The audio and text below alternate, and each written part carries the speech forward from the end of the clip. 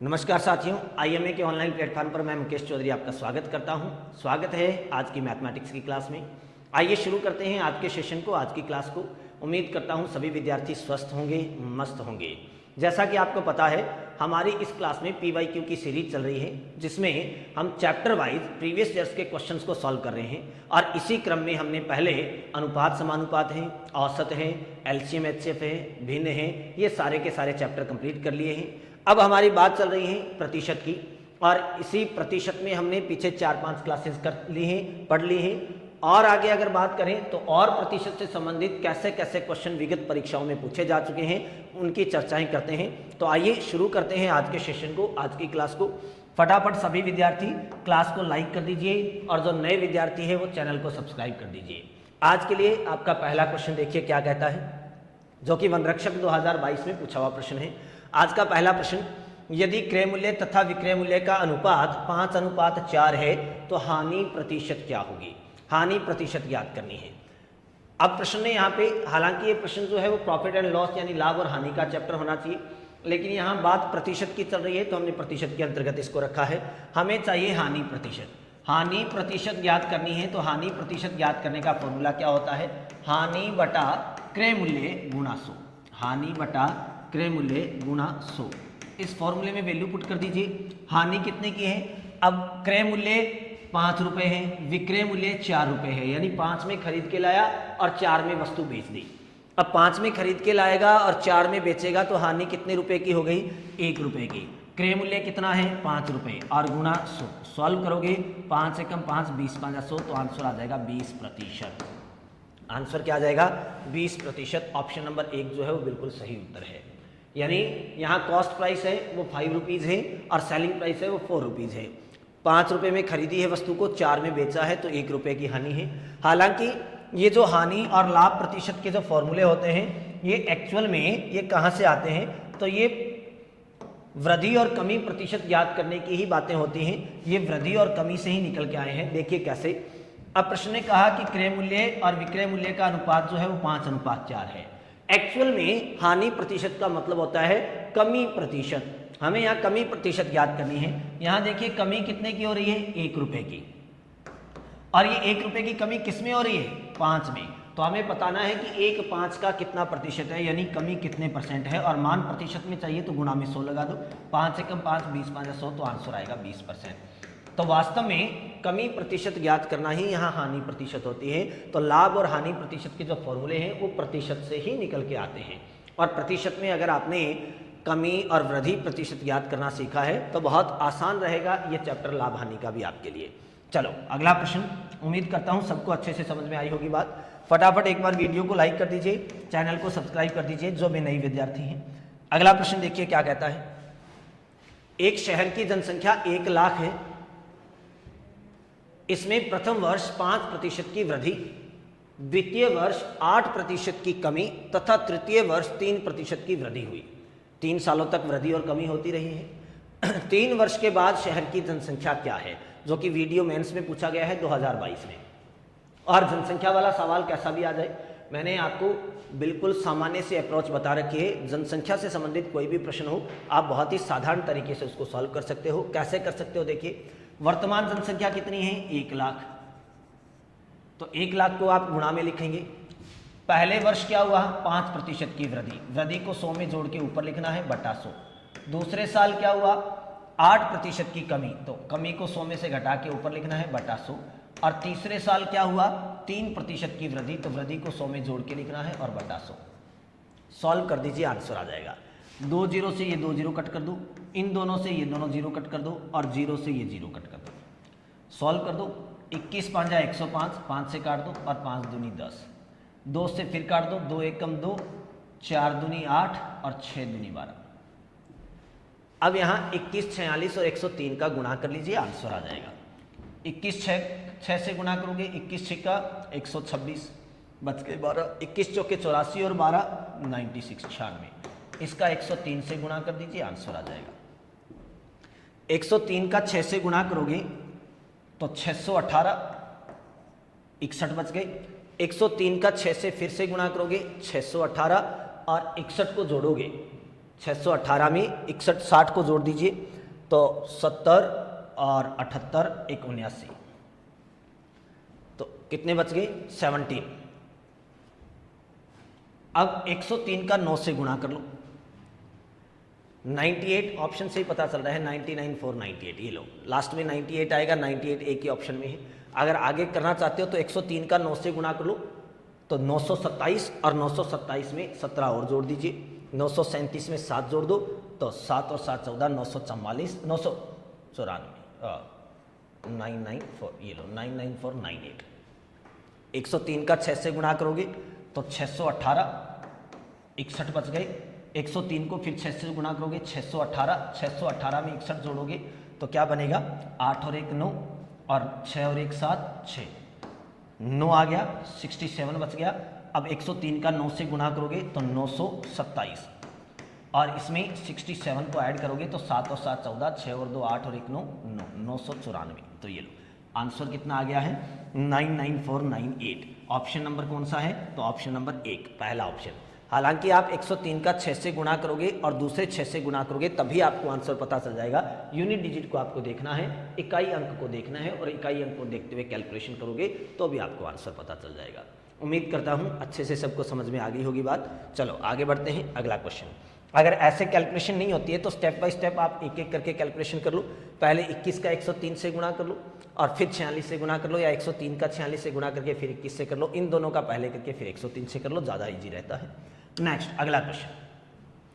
अगला प्रश्न देखिए क्या कहता है। एक विद्यार्थी ने विज्ञान विषय में 300 में से 32% अंक प्राप्त किए, और साहित्य में उसे 200 अंक में कितने प्रतिशत अंक प्राप्त करने होंगे ताकि उसे कुल 50% अंक मिले। उसको टोटल 50% मार्क्स चाहिए, 50% अंक चाहिए, और ये प्रश्न पूछा गया है 3rd ग्रेड में मैथ साइंस में 2023 वाले पेपर में। बहुत ही सामान्य सा प्रश्न है। देखिए उसे टोटल कितने परसेंट अंक चाहिए 50%, कितने में से, कुल अंकों में से। तो पहले तो ये देखो कि कुल अंक हमारे पास है कितने, कुल अंक कितने हैं, टोटल परीक्षा कितने अंकों की है।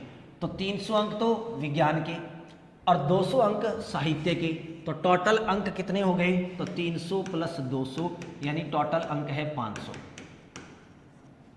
और उसे चाहिए कितने 50% अंक मिले, तो कितने चाहिए अंक चाहिए 50%, कितने चाहिए 50%, किसका 500 का, और 500 का 50% कितना होता है, आधा कितना होता है 250 अंक। कितने अंक चाहिए 250, वो 500 में से 250 अंक लेना चाहता है, यही कह रहा है प्रश्न वाला। प्रश्न वाला कह रहा है कि उसे कुल 50% अंक चाहिए, टोटल 50% उसको ऑब्टेन करने हैं, 50% चाहिए कुल अंकों में से। कुल अंक हमारे पास है 500 नंबर की परीक्षा है और उसे 250 अंक चाहिए। अब हुआ यूं कि उसने एक पहला पेपर दिया, और पहला पेपर कौन सा दिया, विज्ञान का, और विज्ञान का पेपर था 300 का, और उसके नंबर आए 32%। तो विज्ञान में यानी उसने प्राप्त कितने कर लिए अब तक, तो प्राप्त किए अब तक उसने कितने प्राप्त कर लिए, तो 300 अंकों का पेपर था और 300 का 32% उसने ले लिया। तो पता कर लो 300 का 32% कितना होता है, 2 0 से 2 0 काट दो, 3 दूनी 6 और 3 3 9, 96 इतने उसने प्राप्त कर लिए हैं। 96 अंक उसके आ चुके हैं। कैसे आ गए, 300 अंकों के पेपर में से उसने 32% अंक ले लिए हैं, और 32% ले लिए हैं तो इसका मतलब उसने 96 अंक ले लिए हैं। अब उसको टोटल चाहिए कितने 250, उसने ले कितने लिए 96, तो शेष अंक कितने बचे हैं, शेष अंक अब और उसको कितने चाहिए, रिमेनिंग मार्क्स और कितने चाहिए, तो टोटल 250 चाहिए थे, 250 में से 96 उसके आ चुके हैं। तो कितने बच गए 154, कितने बच गए 154, 154 अंक उसको और चाहिए। 154 अंक अगर और चाहिए तो ये 154 अब कितने में से लेने पड़ेंगे, 300 नंबर का पेपर तो चला गया, अब पेपर बचा है मात्र 200 अंकों वाला, किसका, साहित्य का। सिर्फ साहित्य का पेपर बचा है 200 अंकों का, और इसमें से 154 उसको लेने पड़ेंगे। तो बताओ कितने परसेंट लेने पड़ेंगे, तो प्रतिशत अंक या अंक प्रतिशत, अंक प्रतिशत अंक चाहिए 154, कितने में से चाहिए 200 में से, क्योंकि पेपर सिर्फ 200 का ही बचा है, और हमें मान चाहिए प्रतिशत में, तो गुणा में 100 लगा दो, तो 100 2 0 से 2 0 काट दो, 154 को 2 से भाग दे दो, 7 दूनी 14 और 7 दूनी 14, 77%।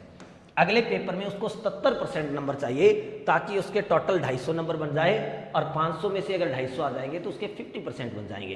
तो अगले एग्जाम में उसे कितने अंक प्राप्त करने होंगे, उसको 77%, 77% लेने होंगे, मार्क्स ऑब्टेन करने पड़ेंगे, 77% उसको अंक प्राप्त करने पड़ेंगे ताकि वह कुल अंकों का 50% प्राप्त कर सके। उम्मीद करता हूं अच्छे से सबको समझ में आ गई होगी बात।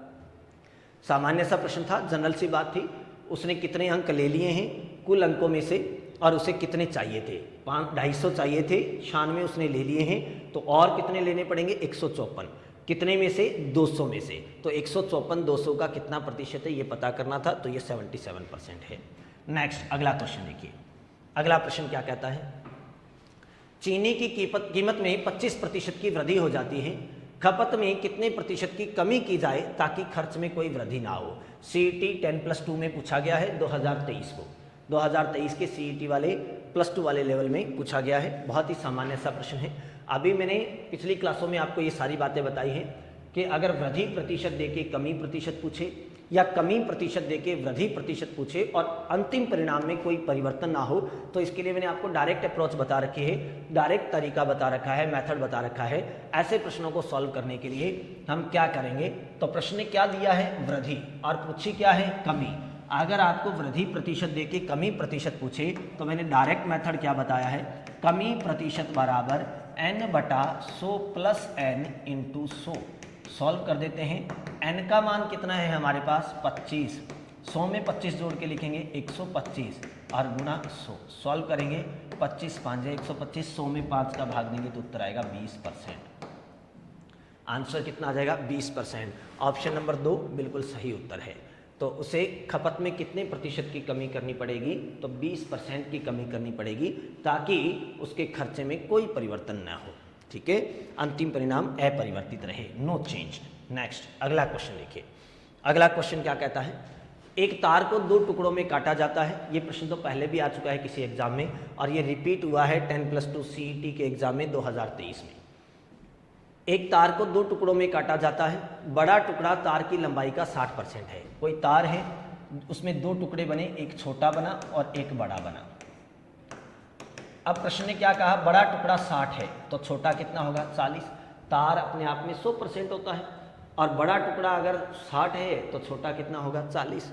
अब प्रश्न ने क्या पूछा है, बड़ा टुकड़ा छोटे टुकड़े से कितने प्रतिशत लंबा है। ये थोड़ा मिसप्रिंट है बीच में ना, ये थोड़ा मिसप्रिंट है बीच में, ऐसा कुछ नहीं है इसमें। प्रश्न कह रहा है, देखिए बड़ा टुकड़ा छोटे टुकड़े से कितने प्रतिशत लंबा है। तो ये जो बड़े वाला टुकड़ा है ये छोटे से कितना ज़्यादा है, तो बड़े वाला टुकड़ा कितना ज़्यादा है, 20 ज़्यादा है। लेकिन प्रश्न ने पूछा है मान प्रतिशत में, तो कितना प्रतिशत ज़्यादा है, तो हमें बताना है कि ये 20 ज़्यादा है किससे, 40 से। तो पता करना है कि 20 40 का कितना प्रतिशत है। मान चाहिए प्रतिशत में, तो गुणा में 100 लगा दो, आंसर आ जाएगा। ये लो 0 से 0 काट दो, 2 एकम 2, 2 दूनी 4, 100 में 2 का भाग दोगे तो आंसर कितना आ जाएगा, 50%। बड़ा टुकड़ा छोटे टुकड़े से कितना प्रतिशत लंबा है, तो 50% ज़्यादा लंबा है। तो आंसर कितना आ जाएगा, 50%। उम्मीद करता हूँ अच्छे से सबको समझ में आ गई होगी बात। हमें पूछी है वृद्धि, ये वृद्धि किसके अकॉर्डिंग है, 40 के अकॉर्डिंग। तो कैलकुलेशन भी किसके अकॉर्डिंग होगी, 40 के बेस पे होगी।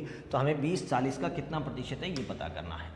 अगला प्रश्न देखिए। अगला प्रश्न क्या कहता है, यदि P की आय Q से 40% अधिक है तब Q की आय P से कितने प्रतिशत कम है। बहुत ही सामान्य सा प्रश्न है, और ये भी CET 10+2 में 2023 को पूछा गया प्रश्न है। P की आय Q से 40% ज़्यादा है तो Q की आय P से कितने प्रतिशत कम है। और मैंने कहा था कि वृद्धि प्रतिशत देके अगर कमी प्रतिशत पूछे या कमी प्रतिशत देके वृद्धि प्रतिशत पूछे तो आपको डायरेक्ट अप्रोच बता रखी है। हमें यहाँ कमी प्रतिशत याद करनी है कि कितना परसेंट कम है, और वृद्धि दे रखी है तो n/100 + n × 100 इस अप्रोच को अप्लाई कर देंगे। n का मान कितना है हमारे पास, 40 बटा 100 में 40 जोड़ोगे तो 140 गुणा 100। सॉल्व कर दीजिए, 0 से 0 काट दो, 2 दूनी 4 और 7 दूनी 14, 200 में 7 का भाग दे दो, 200/7, 7 दूनी 14 बच गए 6, 60, 7 8 56 बच गए 4/7, 28 सही 4/7%। क्या ऐसा ऑप्शन है क्या, ऑप्शन नंबर 3 सही उत्तर है। तो कितने प्रतिशत कम है, तो 28 से ही 4/7% कम है। उम्मीद करता हूँ अच्छे से सबको समझ में आई होगी बात। कर लोगे इस टाइप के क्वेश्चन। अगर किसी भी विद्यार्थी को किसी भी प्रकार का डाउट होता है तो वो कमेंट कर सकता है। मैं डेली सबके कमेंट चेक करता हूँ और किसी ने अगर कोई डाउट पूछा है तो अगली क्लास में मैं उसके डाउट को सॉल्व करूँगा। चलो आगे बढ़ते हैं। फटाफट क्लास में एक बार लाइक कर दीजिए, जो नए विद्यार्थी हैं वो चैनल को सब्सक्राइब कर दीजिए। अगला प्रश्न, 1 लीटर का कितना प्रतिशत 200 मिली है? मिली का मतलब मिलीलीटर है और ये भी CET 10+2 में 2023 में पूछा हुआ प्रश्न है। कितना सामान्य प्रश्न है, लेकिन यहाँ एक प्रॉब्लम है। प्रॉब्लम ये है कि यूनिट सेम नहीं है। ये लीटर है और ये मिलीलीटर है। जब तक यूनिट सेम नहीं होगी तब तक परसेंटेज फाइंड नहीं होगा, तब तक आप प्रतिशत नहीं ज्ञात कर सकते। तो हमें यूनिट सेम करनी है। सबसे पहली बात तो कि कौन किसका कितना प्रतिशत है ये ज्ञात करना मैंने सिखा रखा है।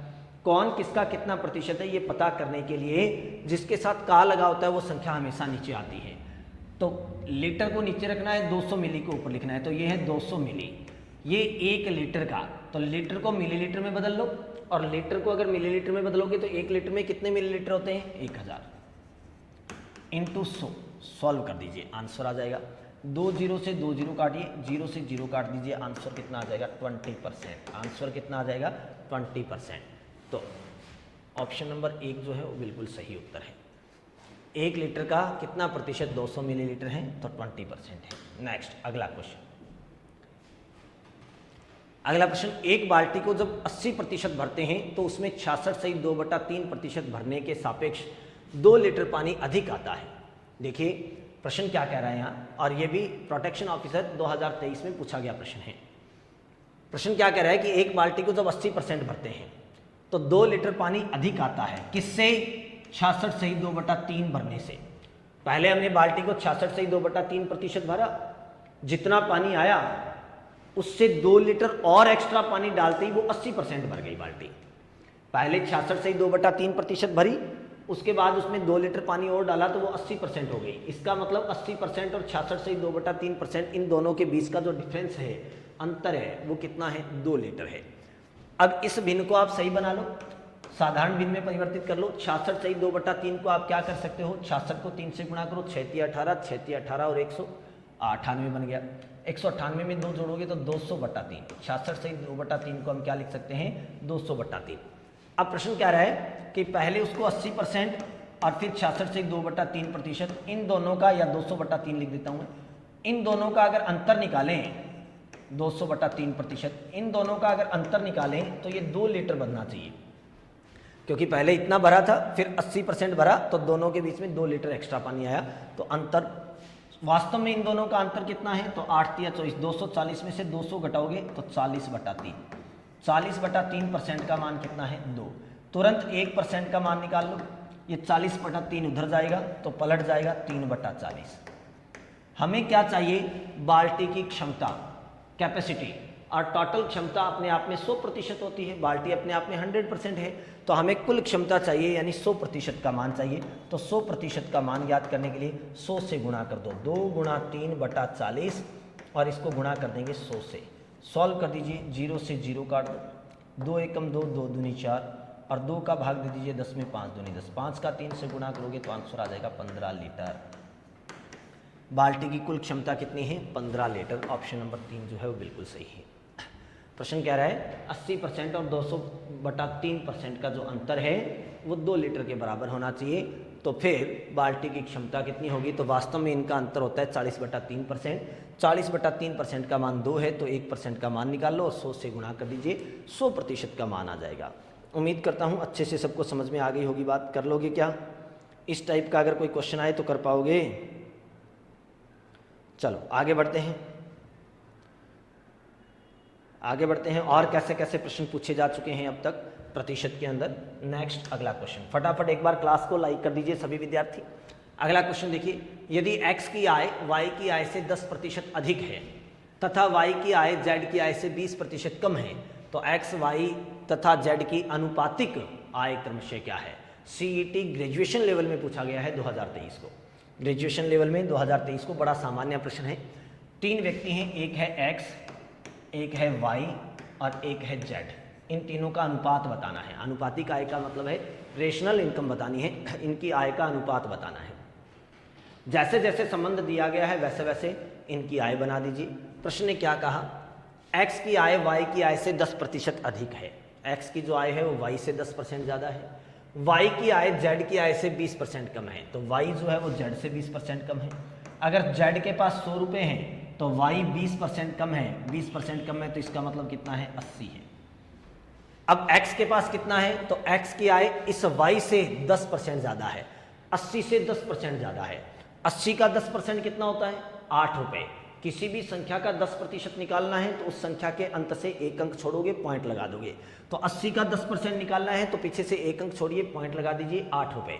तो 80 से 8 रुपये ज़्यादा है, y से कितना ज़्यादा है, 8 रुपये ज़्यादा है। तो 80 से 8 ज़्यादा है तो इसका मतलब कितना होगा, 88, 88। ये लो, अब इनका अनुपात निकाल दीजिए। 4 से काट दो, 22 चौके 88, 4 से काट दो, 20 चौके 80, 4 से काट दो, 25 चौके 100। क्या और संख्याएं कटेगी, क्या नहीं कटेगी। तो इनका अनुपात कितना आ गया, 22:20:25। क्या ऐसा ऑप्शन है, क्या ऑप्शन नंबर 1। ये लो, हमने 4 से कट कर दिया इनको, तो ऑप्शन नंबर 1 जो है वो आंसर आ गया है। उम्मीद करता हूँ अच्छे से सबको समझ में आ गई होगी बात। कर लोगे इस टाइप के क्वेश्चंस को। चलो आगे बढ़ते हैं। नेक्स्ट अगला क्वेश्चन, फटाफट एक बार सभी क्लास को लाइक कर दीजिए और जो नए विद्यार्थी है वो चैनल को सब्सक्राइब कर दीजिए। अगला प्रश्न देखिए क्या कह रहा है। एक कस्बे की जनसंख्या 6000 है। यदि पुरुषों की संख्या में 8% की वृद्धि और महिलाओं की संख्या में 10% की वृद्धि होती है तो जनसंख्या 6500 हो जाती है। कस्बे में महिलाओं की संख्या ज्ञात कीजिए। इंपॉर्टेंट क्वेश्चन है, ऐसा क्वेश्चन हर बार आता है और ये भी सीईटी ग्रेजुएशन लेवल में 2023 को पूछा गया प्रश्न है। बहुत अच्छा प्रश्न है। इसमें खास बात क्या है, इसमें महिला और पुरुषों की संख्याएं अलग अलग बता रखी है। कुल जनसंख्या बता रखी है 6000 और बाद में कुल जनसंख्या हो गई 6500। 6000 से 6500 हो गई तो कुल वृद्धि पता कर लो। कुल वृद्धि कितने की हुई, कुल वृद्धि कितने की हुई, तो कुल वृद्धि कितने की हुई, 500 की। और ये 500 की वृद्धि किसमें हुई, 6000 में। तो वृद्धि का प्रतिशत निकाल लो, तो गुणा में 100 लगा दो, प्रतिशत निकल जाएगा। 2 0 से 2 0 काट दो, 500 में 6 का भाग दे दो, काट के छोटा कर दो, 250/3। ये लो 250/3, 2 से कट गया है तो 250/3। तो आंसर आ जाएगा 250/3%। वृद्धि कितने की हुई है, 500 में, सॉरी 6000 है ये, है ना, 25/3 ही आएगा। ये 6000 है तो 2 0 से 2 0 काट दी है, 0 से 0 काट दी है, ये 25, ये 3, तो 25/3 आ गया, है ना। 6000 है ये, 600 नहीं है। तो 25/3% की टोटल वृद्धि हुई है। कुल जनसंख्या में वृद्धि कितने की हुई है, 25/3 की, क्योंकि जनसंख्या थी 6000 और वो बन गई 6500, तो वृद्धि हुई है 500 की। और ये 500 की वृद्धि किससे हुई है, 6000 से। तो 500 6000 का कितना प्रतिशत है, 25/3% है। जैसे ही हमें कुल वृद्धि पता चल गई तो अब देखिए प्रश्न ने क्या दे रखा है। प्रश्न ने महिलाओं में अलग वृद्धि दे रखी है और पुरुषों में अलग। प्रश्न ने कहा है महिलाओं, पुरुषों की संख्या में 8% वृद्धि है और महिलाओं में 10% की वृद्धि है, लेकिन कुल वृद्धि कितने की है, 25/3 की। अब एक ही चीज की वैल्यू 3 बार अलग अलग दे रखी हो तो वहां हम हमेशा क्या करते हैं, एलिगेशन का रूल अप्लाई करते हैं, मिश्रण का नियम लगाते हैं। तो यहाँ एक्स वैक्स मान के करने की जरूरत नहीं है, आप एलिगेशन लगा लीजिए, मिश्रण लगा दीजिए और मिश्रण से आपको महिला और पुरुषों का अनुपात मिल जाएगा और अनुपातों से कैलकुलेशन कर लेना। कैसे, एक तरफ लिखेंगे पुरुष, एक तरफ लिखनी है महिलाएं। इसमें पुरुष हैं, महिलाएं हैं। पुरुषों में वृद्धि कितने की बता रखी है, 8% और महिलाओं में वृद्धि कितने की बता रखी है, 10%। लेकिन वास्तव में टोटल वृद्धि कितने की है, 25/3 की। तो जो वास्तविक वैल्यू है या कुल वैल्यू है उसको हमेशा बीच में रखने हैं, उसको हमेशा कहाँ रखते हैं, बीच में। और मिश्रण का रूल लगा देते हैं। मिश्रण का रूल कहता है कि इनको तिरछा घटा दो, इनको तिरछा घटा दीजिए, मिश्रण का नियम लग जाएगा। 8 में से 25/3 घटाओगे या 25/3 में से 8 घटाओगे तो 8 या 24, 25 और 24 का अंतर 1/3। 10 में से 25/3 घटाओगे तो 30 में से 25 घटाओ 5/3। ये लो, ये इनका अनुपात आ गया। 3 से 3 काट दो, महिला और पुरुष का अनुपात आ गया है आपके पास। देखिए कितना, हमारे पास पुरुष और महिलाओं का अनुपात आ गया है।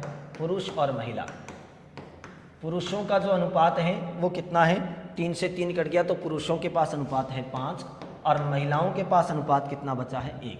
तो ये अनुपात आ गया 5:1, यानी यहाँ अगर 5 पुरुष है तो 1 महिला है।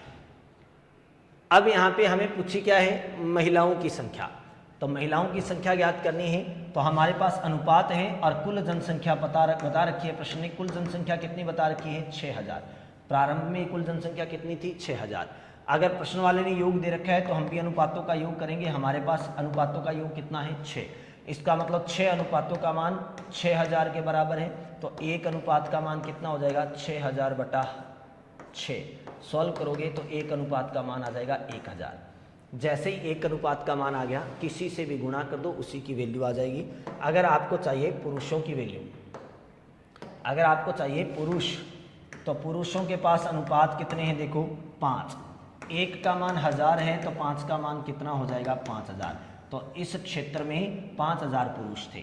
अगर महिलाओं की संख्या चाहिए तो महिला के पास अनुपात कितने हैं, तो अनुपात है 1। 1 का मान 1000 है तो महिलाएं कितनी थी 1000। तो इस क्षेत्र में 5000 पुरुष थे, 1000 महिलाएं थी, टोटल 6000 थे। प्रश्न ने कहा है महिलाओं की संख्या, तो महिलाओं की संख्या 1000। तो आंसर कितना आ जाएगा 1000। उम्मीद करता हूँ अच्छे से सबको समझ में आ गई होगी बात। तो आप यहाँ एलिगेशन अप्लाई कर सकते हैं, मिश्रण का रूल अप्लाई कर सकते हैं। मिश्रण का रूल लगाने के लिए आपको क्या करना है, पहले कुल वृद्धि पता करनी है। पुरुषों में वृद्धि दे रखी है, महिलाओं में अलग दे रखी है। कुल वृद्धि आप निकालोगे, बीच में रखोगे, तिरछा घटाओगे, महिला और पुरुष का अनुपात आ जाएगा। आगे अनुपात वाला एक क्वेश्चन बन जाएगा। पुरुष और महिला का अनुपात आपके पास है, टोटल जनसंख्या आपके पास है, अनुपातों का योग करो, योग का योग में भाग दो, 1 अनुपात का मान आएगा, अनुपातों से गुणा कर दो, आंसर आ जाएगा। चाहे महिलाओं की संख्या पूछ ले, चाहे पुरुषों की संख्या पूछ ले, हम दोनों की जनसंख्या बता सकते हैं। उम्मीद करता हूँ अच्छे से सबको समझ में आ गई होगी बात। कर लोगे इस टाइप के क्वेश्चंस को। अगला प्रश्न देखिए। अगला प्रश्न क्या कहता है, 2 उम्मीदवारों ने एक चुनाव लड़ा, और ये भी सीईटी ग्रेजुएशन में पूछा गया है 2023 को। 2 उम्मीदवारों ने एक चुनाव लड़ा, उसमें से एक ने कुल डाले गए मतों के 65% मत प्राप्त किए और 420 मतों से विजय हो गया, यानी जीत गया। यदि कोई भी मत अमान्य घोषित नहीं किया गया तो डाले गए कुल मतों की संख्या क्या है, कुल कितने वोट डाले गए। और ये अप्रोच भी मैं पहले आपको बहुत अच्छे से बता चुका हूँ। देखिए कैसे प्रश्न कह रहा है, 2 उम्मीदवार हैं, मान लेते हैं एक ये है और एक ये है। प्रश्न ने कहा एक को 65% वोट मिले, इसको 65 मिले। अब वोट अपने आप में कितने होते हैं 100%, और 100 में से अगर एक 65 ले गया तो दूसरे के पास कितने बचेंगे 35%, दूसरे के पास कितने बचेंगे 35। अब मुझे एक बात बताइए कि एक के पास 65% वोट है और एक के पास 35 है, तो दोनों में से जीतेगा कौन, जिसके पास वोट ज़्यादा है वो जीतेगा, ये तो स्पष्ट है। तो यहाँ जीतेगा कौन 65 वाला। लेकिन ये कितने से जीत रहा है, देखिए कितने ज़्यादा ले गया है, इन दोनों के बीच में गैप कितने का है, डिफरेंस कितने का है, अंतर कितने का है। ये 35 से 65 बना गया, यानी कितने ज़्यादा ले गया, तो इन दोनों के बीच में अंतर कितने का है 30% का। तो ये 30% ज़्यादा ले गया, यानी 30% से जीत गया। लेकिन प्रश्न वाला कितने से बता रहे हैं 420 से।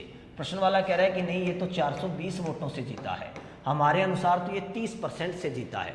इसका मतलब हमारे 30% का मान इनके 420 वोटों के बराबर है। तो 1% का मान कितना हो जाएगा 420/30, 0 से 0 काट दो, 3 एकम 3 और 4 तिया 12, 14। 1% का मान आ गया। जैसे ही 1% का मान आ गया आप किसी की भी वैल्यू फाइंड कर सकते हैं, किसी का भी मान ज्ञात कर सकते हैं। अगर आपको चाहिए कुल वोट, अगर आपको चाहिए कुल वोट, तो कुल वोट अपने आप में कितने होते हैं 100%। 1 का मान 14 है तो 100 का मान कितना हो जाएगा 1400। इस चुनाव में कुल कितने लोगों ने वोट डाले हैं 1400 लोगों ने वोट डाले हैं। तो ऑप्शन नंबर 2 जो है वो बिल्कुल सही उत्तर है। आंसर कितना आएगा 1400। ठीक है।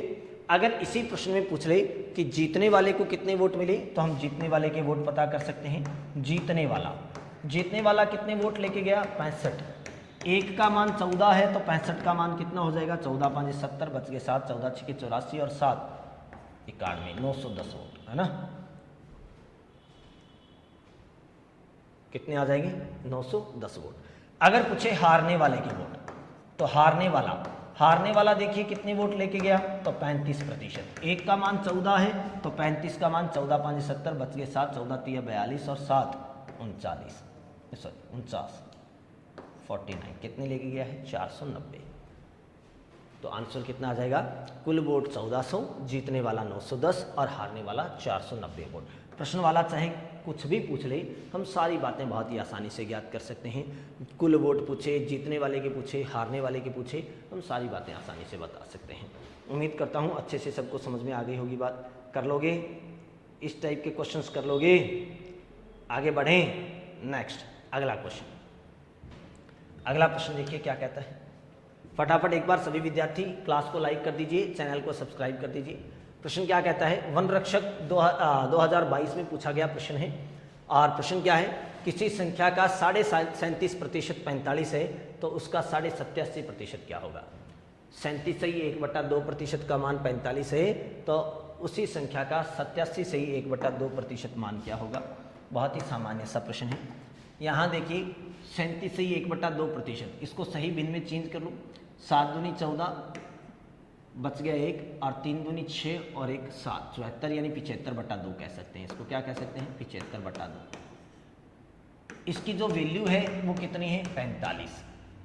तो 1% का मान निकाल लो, 45, और ये 75/2 इधर जाएगा तो क्या हो जाएगा, 2/75। ये 1% का मान आ गया। हमें किसका मान चाहिए, 87 से ही 1/2 का मान चाहिए। तो इसको सही भिन्न में चेंज कर लो। इसको सही भिन्न में चेंज करोगे तो 7 दूनी 14, बच गया 1, 8 दूनी 16 और 1 17, तो 175/2 हो गया। कितना हो गया है, 175/2। तो हमें चाहिए 175/2% का मान। तो 1% का मान आपके पास है 45 × 2/75, और हमें चाहिए 175/2 का मान। तो इससे गुणा कर दो, 175/2 से गुणा करोगे तो 175/2, जिससे गुणा करोगे उसी की वैल्यू आ जाएगी। सॉल्व करोगे, 2 से 2 काट दो, 25 तिया 75 और 25 7 175, 3 एकम 3, 15 तिया 45, 15 का 7 से गुणा करोगे तो 15 7 105। आंसर कितना आ जाएगा, 105। ऑप्शन नंबर 3 जो है वो बिल्कुल सही उत्तर है। उम्मीद करता हूँ अच्छे से सबको समझ में आ गई होगी बात। कर लोगे, इस टाइप के क्वेश्चंस को कर लोगे, बहुत बढ़िया। चलो, उम्मीद करता हूँ आज का सेशन, आज की क्लास आपके लिए अच्छी रही होगी, अच्छे से सारी बातें आपको समझ में आई होगी। एक बार सभी विद्यार्थी क्लास को लाइक कर देना, जो नए विद्यार्थी है वो चैनल को सब्सक्राइब कर देना। तो आज के लिए इतना ही, मिलते हैं अगली क्लास में, तब तक के लिए धन्यवाद, नमस्कार, जय हिंद, जय भारत।